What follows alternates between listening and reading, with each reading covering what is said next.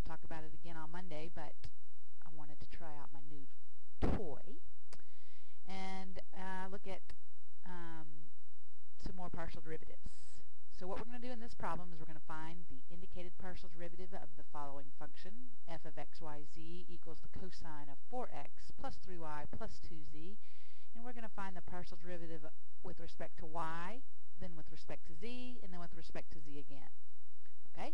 And it's going to be very straightforward. We're going to do it one step at a time. Okay. So the first thing we're going to do is we're going to look at the partial derivative of f with respect to y, which if you remember, that means we hold our x and z constant. So we look at the derivative of cosine, which is negative sine of 4x plus 3y plus 2z times the derivative of the inside. So my 4x, or my x is constant, my z is constant, so they zero out. So it's really just going to be times 3. Okay, rewriting this, it's minus 3 times the sine of 4x plus 3y plus 2z. Alright, next we're going to look at the partial derivative of this function with respect to z. So this time we hold x and y constant.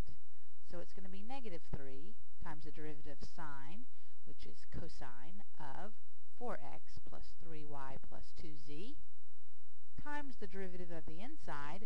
This time my x and my y are constant, so it's going to be times 2. If we combine that, we get minus 6 cosine 4x plus 3y plus 2z. And lastly, we are going to look at the partial derivative of this function with respect to z again.